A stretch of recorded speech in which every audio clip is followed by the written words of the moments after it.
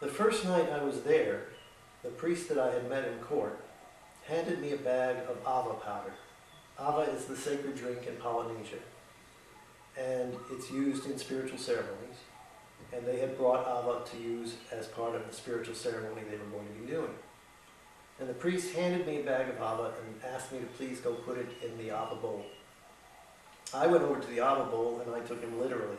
I opened up the bag and I dumped the ava powder into this beautiful wooden bowl. And out came this cloud of ava dust, straight to my brain. And this is not how one does ava. One sips ava. You don't snort it. My recollection actually is different from what the priest saw. My recollection is I got up and I walked around the tent we had set up, and I was getting dizzy, so I walked back and I sat down. The priest told me I never got up. I was already out of my body when I was walking around. And in fact, what I did was I sat down at the table and I went face down into the ava dust, up to my ears. For the Hawaiians, that was actually a sign that the Amakua, the ancestors, were present. They could see that my face was actually being held down into the ava dust. The priest that had given me the bag was the only one that could touch me.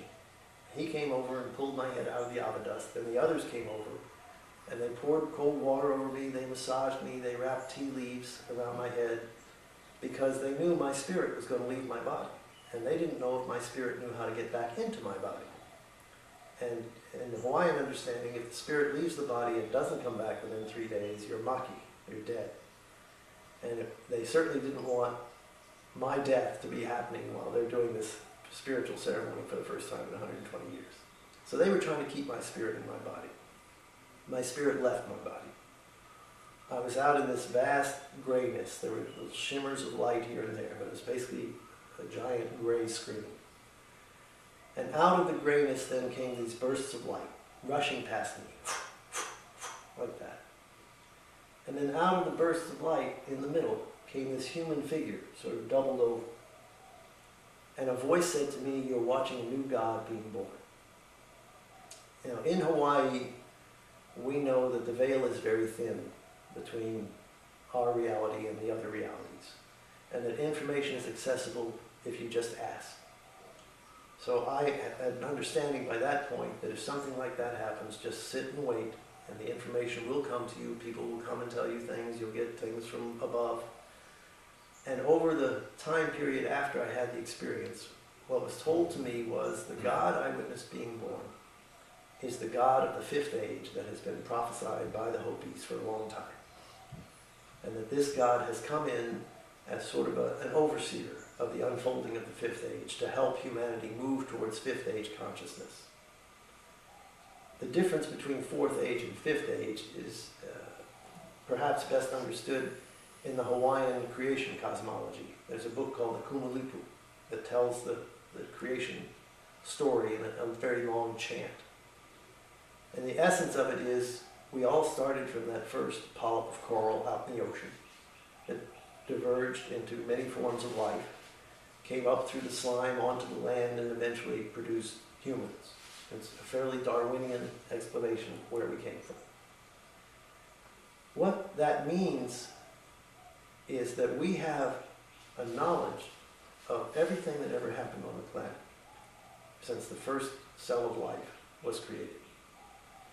And that knowledge is stored in our limbic brain. So our genetic heritage is stored in our limbic brain. And that story has many terrifying events in it. The war between Atlantis and Mu, the Great Flood, the comet that extinguished the dinosaurs, hurricanes, earthquakes, tsunamis, you name it. And all of that is not accessible from our conscious brain. It's stored in the limbic brain.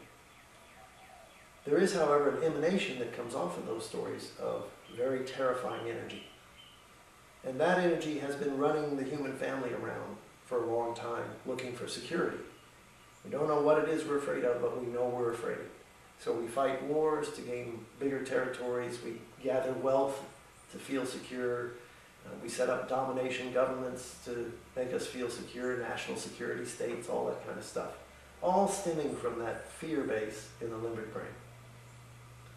The fourth age was the opportunity for us, 120,000 year cycle. This was the opportunity for us to go down into the limbic brain, surface those fears, acknowledge them, and release them. And that what's going on the planet right now is the culmination of the fourth age and the beginning of the fifth age, when humans have released those fears and are guided primarily by principles of love and light. And that's what's going on right now. We're in the transition period. And that the God of the fifth age had come in to facilitate that process. So from that information, I just continued to gather and learn what was going on, what is the difference between the fourth age and the fifth age.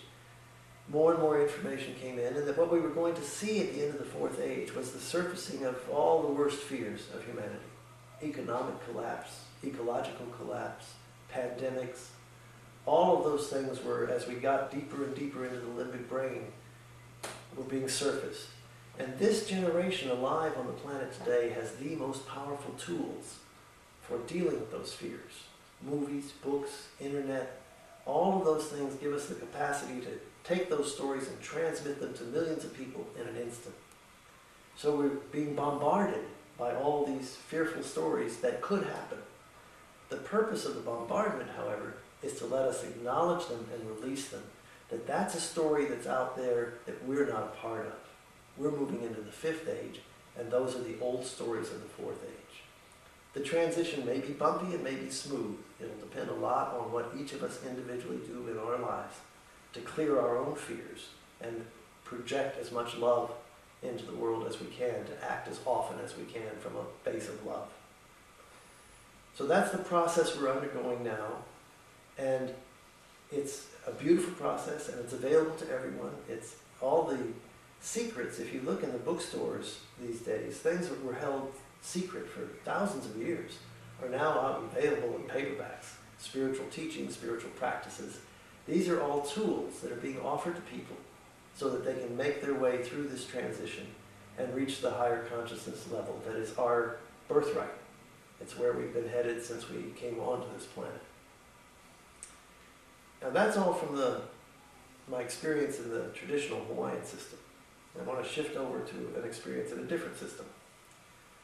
I stayed with a family in Pahala on the island of Hawaii. They hanai'd me in, they adopted me.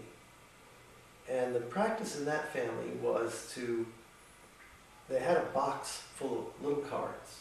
And people would come to the house and they would take a card from the box, and it would be a verse from the Bible. And everybody would sit around the table and we'd open up the Bible to that verse and discuss why the person had drawn that card. The assumption was it was intentional. That when they picked the card, it was their higher self saying, take that one. And we'd all turn to that verse and there would be discussion. And frequently I would see people go through incredible healings and purgings of things that they hadn't dealt with. It was just that verse just went right in, and the more they explored it, the more they saw what it was that was inside them that needed to be released. I would draw a card, and on more than one occasion, that would be a verse from John, and I don't remember the exact numbers right now, but it was a verse in which Jesus said, "Before I return, I will send the advocate."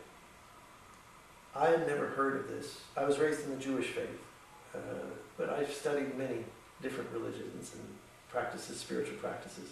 I had never heard anything about Jesus saying he was going to send the advocate.